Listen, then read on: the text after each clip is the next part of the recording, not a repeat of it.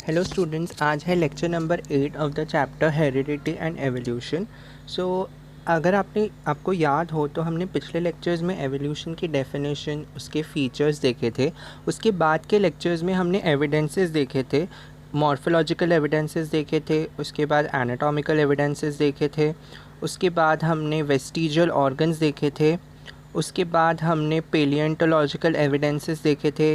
अगर आपने ये सारी चीज़ें नहीं देखी तो आप प्रीवियस लेक्चर्स में देख सकते हैं। उसके बाद हमने कनेक्टिंग लिंक्स के बारे में बात की थी, ये बहुत इंपॉर्टेंट है, ये आपसे पूछे जा सकते हैं। एम्ब्रियोलॉजिकल एविडेंसेस और सबसे ज़्यादा इंपॉर्टेंट डार्विन्स थ्योरी, जिसकी बात हमने लास्ट लेक्चर में की थी। सो अगर आपने वो नहीं देखा है तो आप उसे देखिए, तो आज का लेक्चर आपको ज़्यादा अच्छे से समझ में आएगा।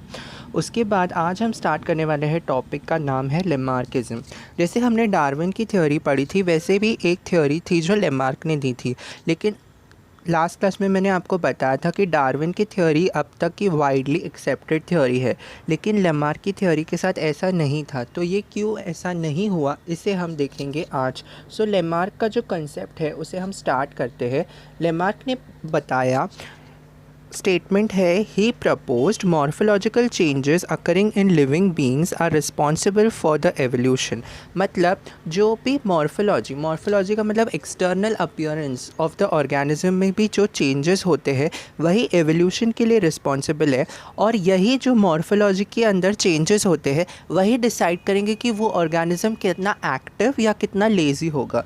अब आप सोच रहे होगे इसका क्या मतलब है। इसका मतलब आप आगे समझोगे जब मैं आपको एग्जाम्पल बताऊंगा। इसका जो कंसेप्ट है लेमार्क का, उसको हम बोलते हैं use and disuse of organ. मतलब जिस ऑर्गन को आप यूज़ करोगे वो आपके लिए ज़्यादा बेनिफिशियल होता जाएगा, उसमें ऐसे मॉडिफिकेशंस आएंगे जिससे आप उसे और अच्छे से यूज़ कर सकते हो। और जो ऑर्गन का आप यूज़ नहीं करोगे वो धीरे धीरे डीजेनरेट हो जाएगा और उसका आपको के लिए कोई काम नहीं रहेगा। फॉर एग्ज़ाम्पल यहाँ पे जो दिया है नेक ऑफ जिराफ के बारे में, तो जो जिराफ है उसकी जो नेक है वो इतनी लंबी क्यों हो गई? बिकॉज़ जब घास, जो ज़मीन की घास ख़त्म हो गई और जिराफ को ट्री से खाना पड़ा अपना लीव्स वगैरह, तो उसको अपनी नेक को इलोंगेट करना पड़ा या उसको अपनी लेग को स्ट्रेच करना पड़ा, और वैसे ही वो स्ट्रेच करते करते उसकी नेक लॉन्ग हो गई। ये एग्ज़ाम्पल दिया था लेमार्क ने।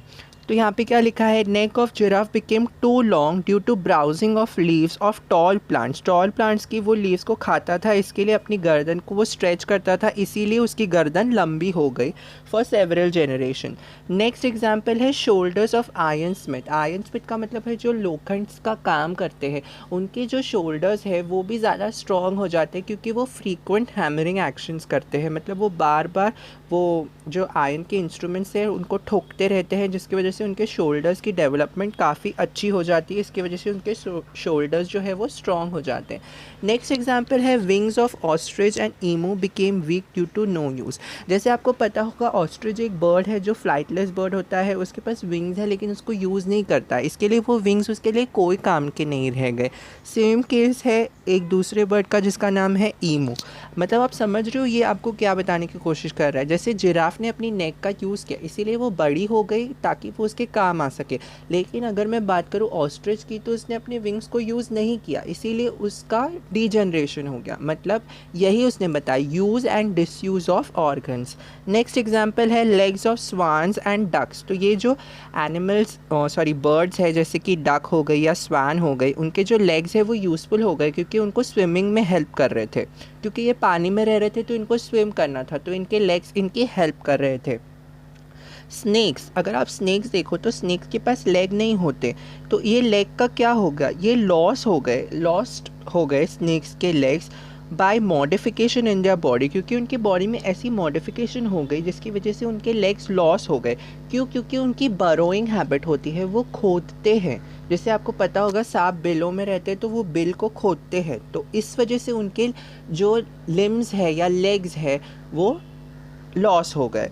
ये सारे एग्जाम्पल्स है, all these are examples of acquired characters. मतलब ये उन्होंने एक्वायर किए हैं, पहले से नहीं थे ये चीज़ें कर करके। मतलब जैसे जिराफ का एग्जाम्पल हो गया, उसने अपनी गर्दन लॉन्ग कर करके फिर वो एक्सटेंड हो गई वैसे, और इनको इन्होंने एक जनरेशन से नेक्स्ट जनरेशन में ट्रांसफ़र किया, ऐसा बोलना था लेमार्क का।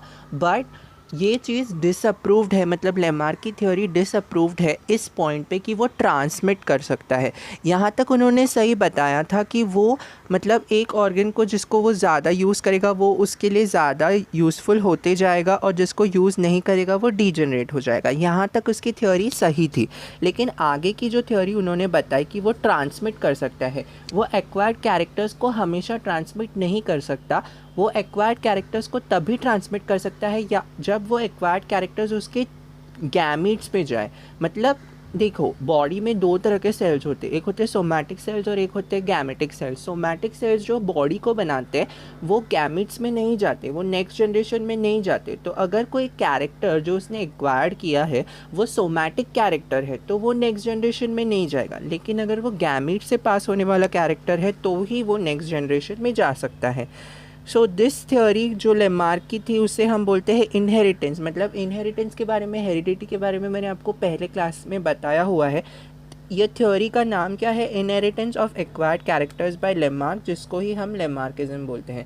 इसके कुछ ऑब्जेक्शंस थे, जैसे मैंने आपको बताया कि development of organs due to specific activities and degeneration due to no use was accepted. मतलब जिस चीज़ का आप यूज़ करोगे वो आपके लिए, मतलब उसमें ऐसी चीज़ें आएंगी जिससे आप उसे अच्छी तरह से यूज़ कर सको, लेकिन जिसको आप यूज़ नहीं करोगे वो डीजनरेट हो जाएगा। यहाँ तक उसकी बात सही थी, लेकिन जब उसने बताया कि ट्रांसमिट होगा नेक्स्ट जनरेशन में, वो बात उसकी गलत हो गई। क्योंकि बहुत सारी बार ये प्रूफ हुआ है कि मॉडिफिकेशन जो भी आते हैं या जो भी एक्वायर्ड कैरेक्टर्स आते हैं वो नेक्स्ट जनरेशन में ट्रांसफ़र नहीं होते। So when living organisms can transfer the characters. अब आप सोचोगे कि ये कॉन्ट्राडिक्टरी स्टेटमेंट कहाँ से आ गया? ये कॉन्ट्राडिक्टरी नहीं है। आप कौन से एक्वायर्ड कैरेक्टर्स को नेक्स्ट जनरेशन में ट्रांसमिट कर सकते हो? मैंने आपको बताया जो आपके गैमीट्स के थ्रू फ्लो होते हैं या गैमेटिक सेल्स में होते हैं, लेकिन सोमैटिक सेल्स जो आपकी बॉडी बनाते हैं उसमें जो एक्वायर्ड कैरेक्टर्स है उससे आप ट्रांसमिट नहीं कर सकते।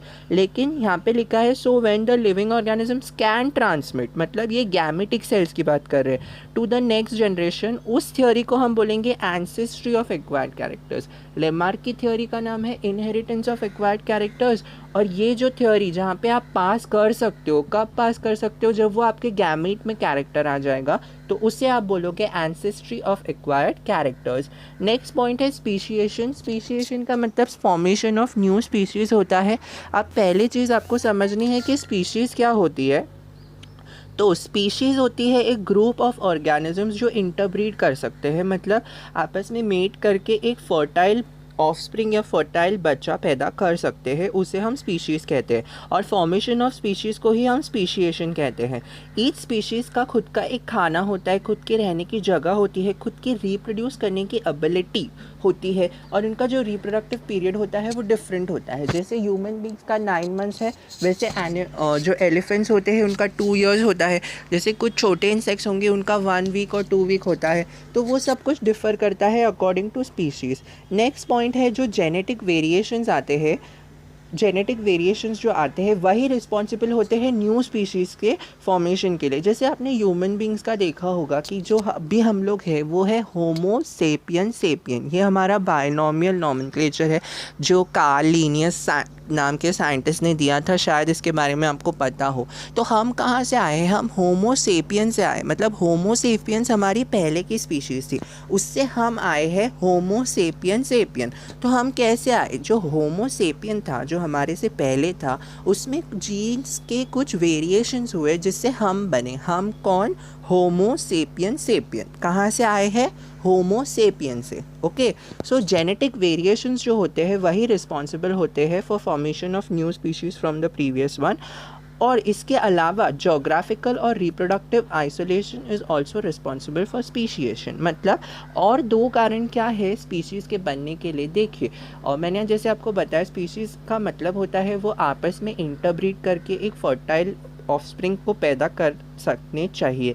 जोग्राफिकल आइसोलेशन का मतलब क्या होता है? एक स्पीशीज़ रह रही थी एक एरिया में, वो एरिया में सडनली अर्थक्वेक आ गया या कुछ ऐसा आ गया जिससे वो एक जगह 2 जगह में डिवाइड हो गई। सपोज़ वहाँ पे एक बाहर से एस्ट्रॉयड आके गिर गया और वहाँ पे लेक का फॉर्मेशन हो गया, तो दोनों स्पीशीज़ अलग अलग हो गई, एक लेक के इस पर एक लेक के उस पर। वहाँ से वो मतलब एक दूसरी साइड पे नहीं जा सकते। इसीलिए क्या हुआ कि जो एक साइड स्पीशीज़ थी वो उसने अपनी अलग स्पीशीज़ बना ली, और जो रिवर के दूसरे साइड के बंदे थे उन्होंने अपनी अलग स्पीशीज़ बना ली। इसको बोलेंगे हम जोग्राफिकल आइसोलेशन, क्योंकि जोग्राफी की वजह से यहाँ पे आइसोलेशन हो गया। और अगर मैं बात करूँ रिप्रोडक्टिव आइसोलेशन की, तो इसका मतलब होता है कि जो रिप्रोडक्टिव स्ट्रक्चर्स होते हैं वो इनकम्पैटिबल है। इसका मतलब ये है कि एक ह्यूमन मेल जो होता है वो सिर्फ एक ह्यूमन फीमेल को ही मतलब उसके ही गैमीट को फर्टिलाइज़ कर सकता है। एक ह्यूमन का मेल एक फीमेल डॉगी के गैमीट को फर्टिलाइज़ नहीं कर सकता। क्यों? क्योंकि डिफरेंट स्पीशीज़ है, उनके रिप्रोडक्टिव ऑर्गन्स में ही कंपैटिबल नहीं है एक दूसरे के लिए। तो इसको हम बोलेंगे रिप्रोडक्टिव आइसोलेशन, मतलब उनके रिप्रोडक्टिव स्ट्रक्चर्स जो है वो कंपैटिबल नहीं है। ये एक हो गया। और एक होता है ज्योग्राफिकल, मतलब वहाँ पे कुछ ऐसी ज्योग्राफी आ गई बीच में, जैसे मैंने आपको लेक का एग्जांपल दिया कि लेक के दो साइड दो अलग अलग मतलब एक स्पीशीज़ रह रही थी, बीच में लेक बन गई, कुछ लोग यहाँ रह गए, कुछ लोग उस साइड चले गए और उन्होंने दो अलग अलग स्पीशीज़ बना ली। इसको हम लोग बोलेंगे ज्योग्राफिकल आइसोलेशन। सो ये था concept of speciation. I hope आपको ये चीज़ समझ में आई हो। अगर आपको ये लेक्चर अच्छा लगा हो तो इस लेक्चर को लाइक कीजिएगा, और अगर आपका कोई डाउट हो तो प्लीज़ कमेंट सेक्शन में कमेंट कीजिएगा। मैं आपके डाउट को आंसर करने की कोशिश करूँगा। Thank you.